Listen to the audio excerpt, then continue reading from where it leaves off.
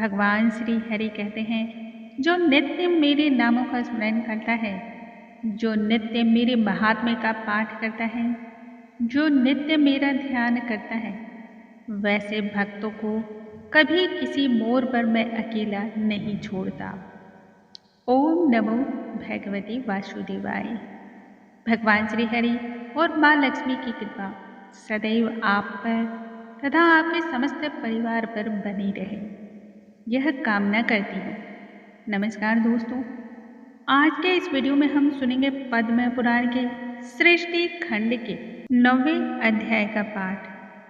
दोस्तों, फागुन माह में भगवान श्री हरि की उपासना करना, माँ लक्ष्मी की उपासना करना अनंत कोटि गुना पुण्य फल को देने वाला होता है। इस मास में विशेषकर महात्म्य का श्रवण करना अमृत कलश के समान व्यक्ति के जीवन में अमृत रूपी वर्षा करने वाला होता है। इसलिए प्रत्येक भक्त गणों को पद्म पुराण का पाठ विशेषकर फागुन माह में अवश्य ही करना चाहिए, ताकि सभी प्रकार के शुभ फल की प्राप्ति हो। आइए आज हम सुनेंगे पद्म पुराण के 9वें अध्याय का पाठ, जिसमें हम जानेंगे राजा पृथु के चरित्र तथा सूर्य वंश का वर्णन। यह सभी चीजें इस अध्याय में हम जानेंगे। सबसे पहले भगवान श्री हरि का हम ध्यान कर लेते हैं और फिर पाठ आरंभ करेंगे। ओम नमो भगवते वासुदेवाय। भीष्म जी ने पूछा, ब्राह्मण, सुना जाता है पूर्व काल में बहुत से राजा इस पृथ्वी का उपभोग कर चुके हैं। पृथ्वी से संबंध होने के कारण ही राजाओं को पार्थिव या पृथ्वीपति भी कहते हैं। परंतु इस भूमि की जो पृथ्वी नाम की संज्ञा है, वह किसके द्वारा संबंधित हुई है? भूमि को यह पृथ्वी नाम की संज्ञा किसने दी, अथवा उसका नाम गौ क्यों पड़ा, वह आप मुझे बतलाइए। इस पर ऋषि पुलस्त्य जी ने कहा, स्वयंभू मनु के वंश में एक अंग नाम के प्रजापति थे। उनका विवाह मृत्यु की कन्या सुनीता के साथ हुआ था। सुनीता का मुख बड़ा ही कुरूप था। उससे वेल नामक पुत्र की प्राप्ति हुई, जो सदा अधर्म में ही लगा रहता था।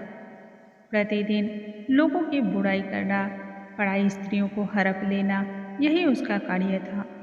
बहुत महर्षियों ने उसकी भलाई और जगत के उपकार के लिए अनेक प्रकार से उसे समझाया बुझाया, परंतु उसका अंतःकरण ही अशुद्ध था और इसी कारण उसने किसी की बात नहीं मानी, प्रजा को अभयदान नहीं दिया।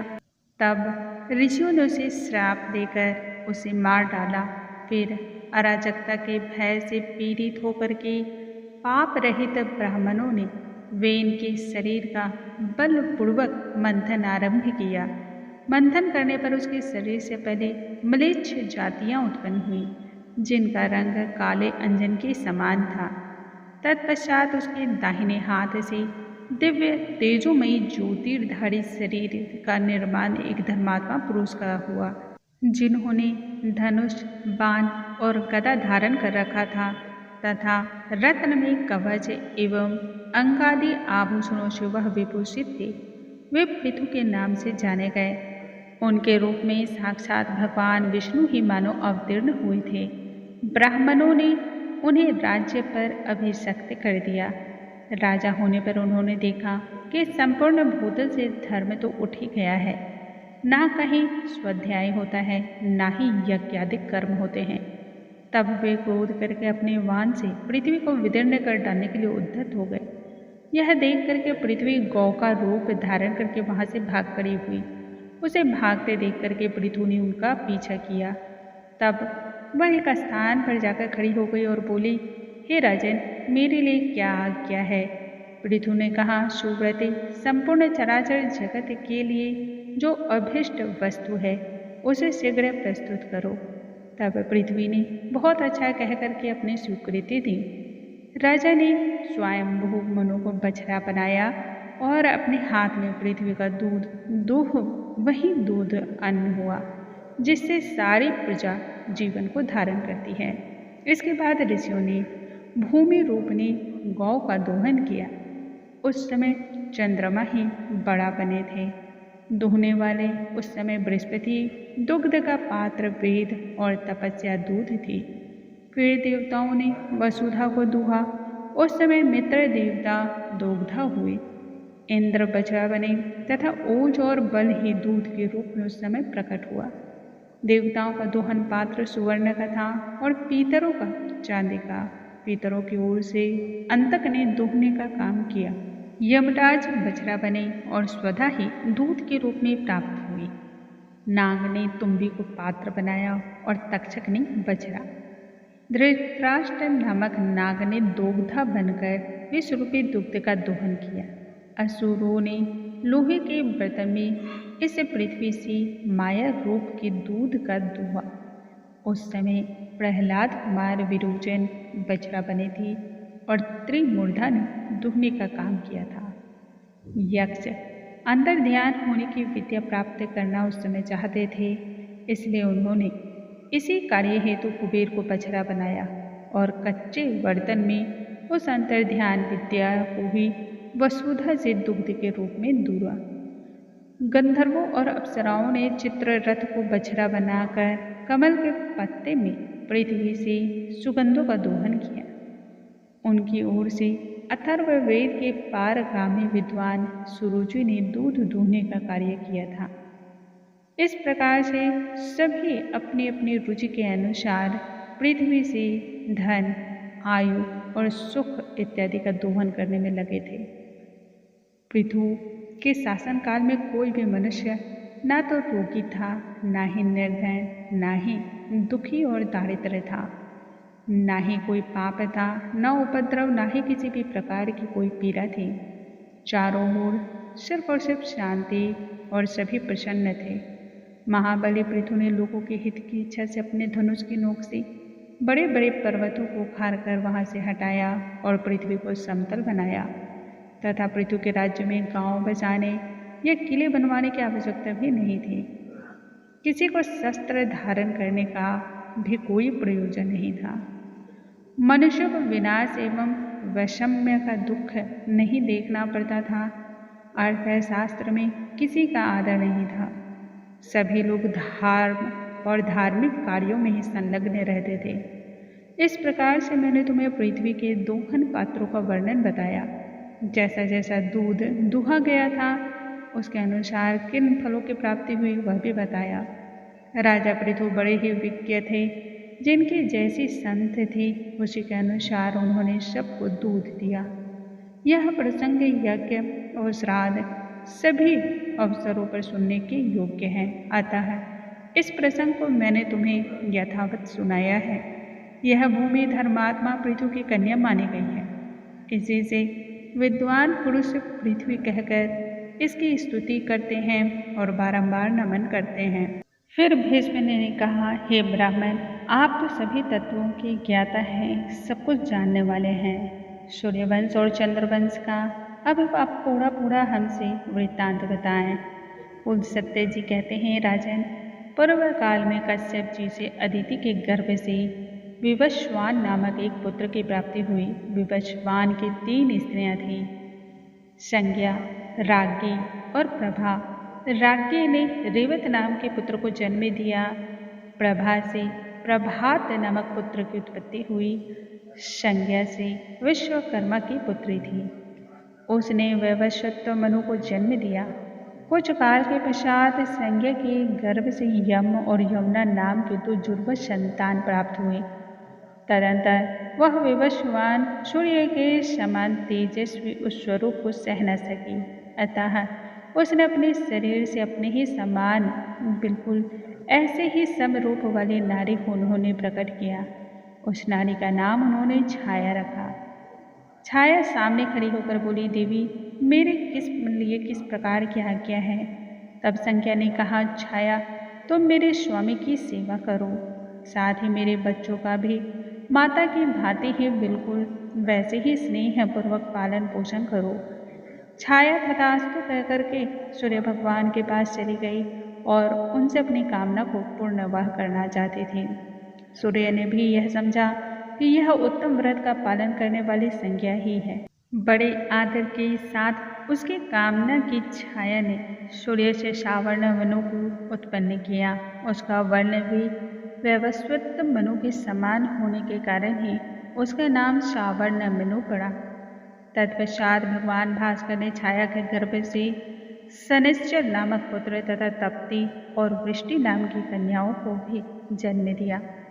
एक समय महायशस्वी यमराज वैराग्य के कारण पुष्कर तीर्थ स्थान में गए हुए थे और वहां फल, फेन एवं आयु का आहार करते हुए कठोर तपस्या में लीन थे।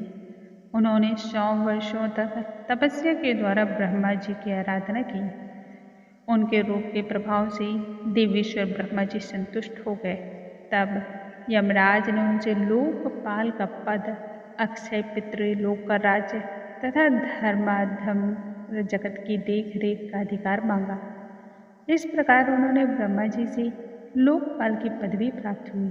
साथ ही उन्हें पितृलोक का राज्य और धर्म के निर्णय का अधिकार भी मिल गया। छाया के पुत्र शनिश्चर भी तप के प्रभाव से ग्रहों की समानता को प्राप्त हुए। यमुना और तप्ती ये दोनों सूर्य कन्याएं नदी की हो गईं। वशिष्ठ का स्वरूप बड़ा भयंकर था, अतः वह काल रूप से स्थित हुई। वैवस्वत मनु के 10 महाबली पुत्र हुए, जिनमें सबसे ज्येष्ठ एल थे। शेष पुत्र इक्ष्वाकु, कुशनाभ, अरिष्ट, धृष्ट, नरसिंह, कुरुस, महाबली, सरयाति, पृषद तथा नाभाग ये सभी दिव्य पुरुष हुए।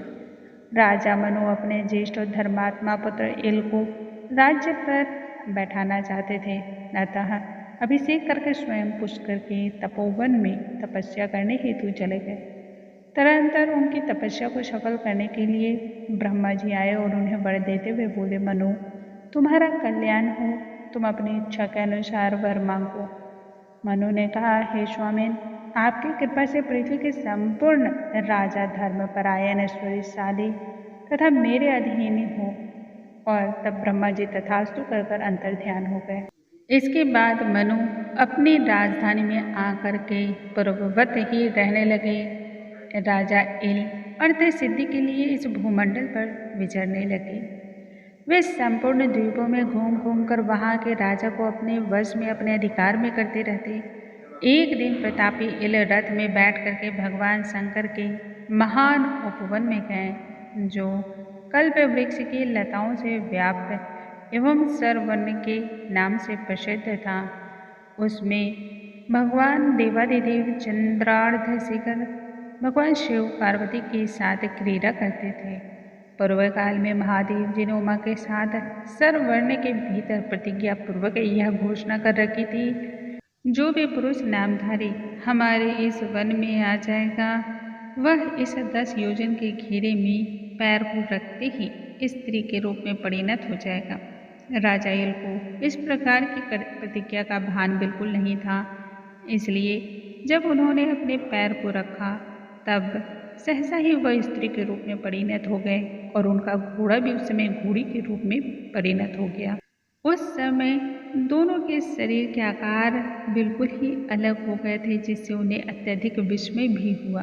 अब वे इला नाम की स्त्री हो गए थे। इला उस वन में घूमती हुई सोच रही थी, मेरे माता पिता और भ्राता कौन है।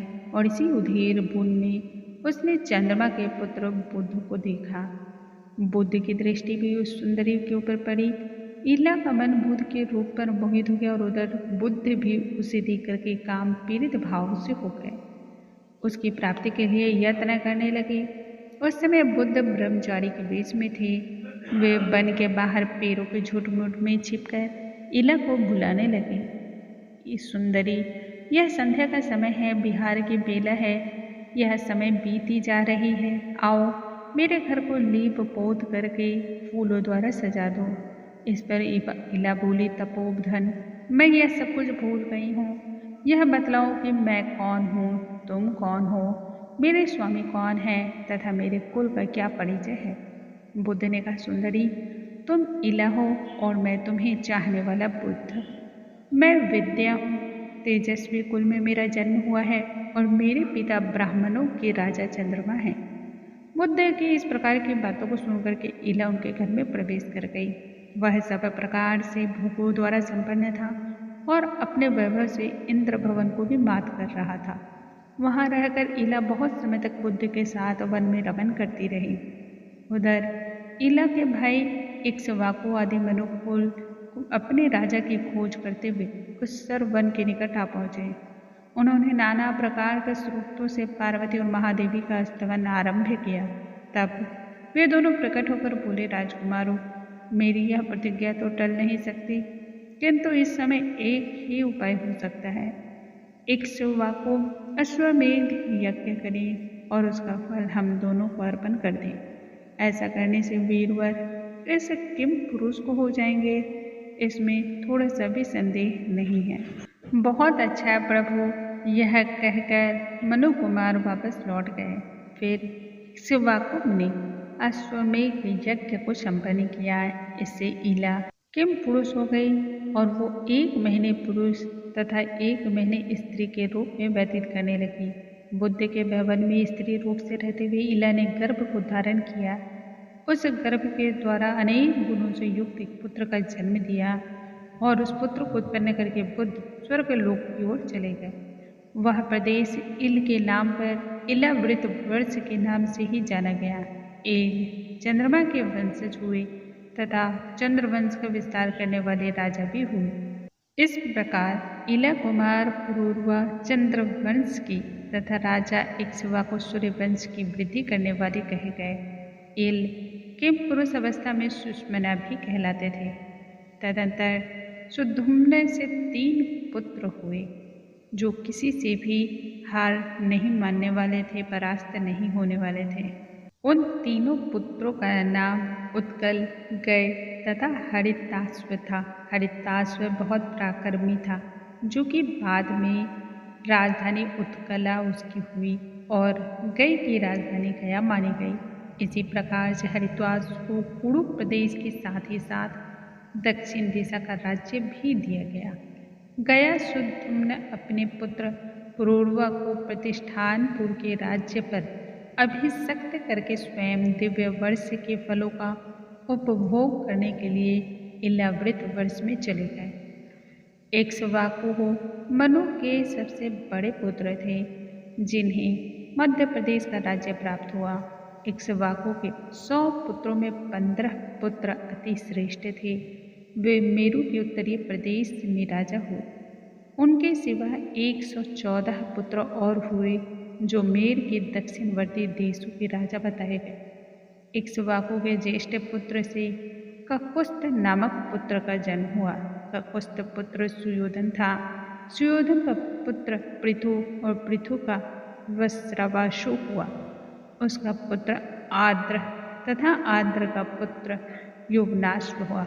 युवनाश्व का पुत्र महापराक्रमी सावस्त हुआ, जिसने अंग देश में सावसती नाम की पुरी बसाई। सावसत्य से बृहदस्व और बृहदस्व से कुबलाश्व का जन्म हुआ। कुबलाश्व धुंधु नामक दैत्य का विनाश करने के बाद धुंध कुमार के नाम से जाना गया। उसके 3 पुत्र हुए, दृढ़ाश्व, दंड एवं कपिलाश्व। धुंध कुमार के पुत्रों में प्रतापी कपिलाश्व अत्यधिक प्रसिद्ध। दृश्यश्व का प्रमोद और प्रमोद का पुत्र हरश्व। हर्वश्व के निकुंभ और निकुंभ से सहताश्व का जन्म हुआ। सहताश्व के 2 पुत्र हुए, अकृताश्व तथा रणाश्व। रणाश्व के पुत्र युवनाश्व और युवनाश्व के मानधाता हुए। मानधाता के 3 पुत्रों का जन्म हुआ, पुरुकुत्स, धर्मसेतु और मुकुचंद। इनमें मुचुकंद की ख्याति विशेष तौर पर थी।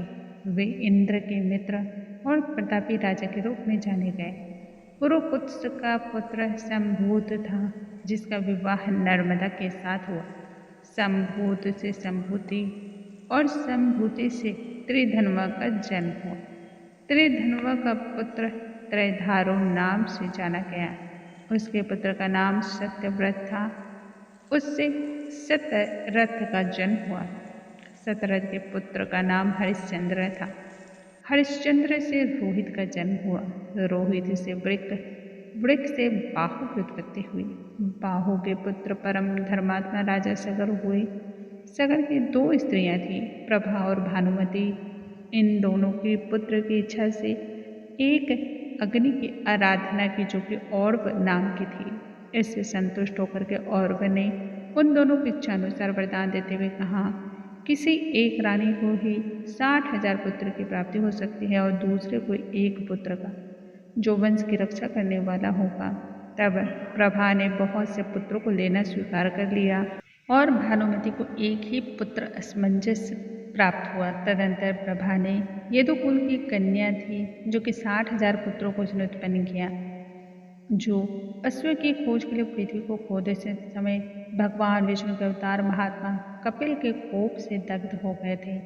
असमंजस का पुत्र अंशुमान, उसका पुत्र दिलीप, दिलीप से भगीरथ, जिन्होंने तपस्या करके गंगा को इस पृथ्वी पर लाया।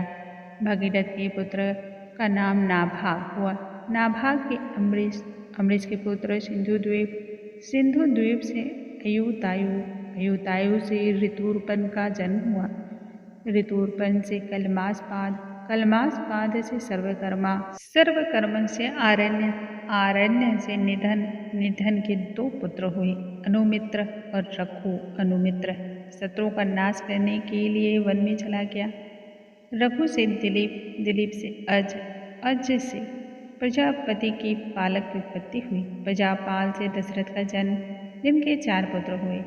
सबके स्वरूप भगवान नारायण के ही स्वरूप थे, जिनमें सबसे ज्येष्ठ राम हुए, जिन्होंने रावण का वध किया और रघुवंश का विस्तार किया।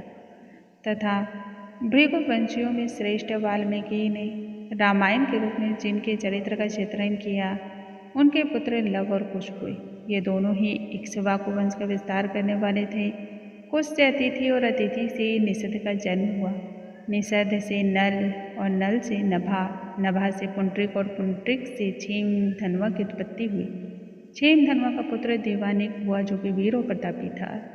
उसका पुत्र अहिगनु, अहिनगु से सहस्त्राश्व का जन्म हुआ। सहस्त्राश्व से चंद्रावलोक, चंद्रावलोक से तारापीठ, सरापीठ से चंद्रगिरी, चंद्रगिरी से चंद्र तथा चंद्र से श्रुतायु हुए, जो कि महाभारत युद्ध के दौरान मारे गए। नल नाम के 2 राजा प्रसिद्ध हुए, एक तो वीर सिंह के पुत्र, दूसरे निषद के। इस प्रकार इक्ष्वाकु वंश के प्रधान राजाओं का वर्णन किया गया है। इस प्रकार से आज के इस वीडियो में हमने सुना पद्म पुराण के सृष्टि खंड के 9वें अध्याय का पाठ। दोस्तों, कल हम नए अध्याय के साथ फिर से मिलेंगे। तब तक के लिए नमस्कार। कमेंट बॉक्स में ओम नमो भगवते वासुदेवाय लिखना बिल्कुल ना भूलें।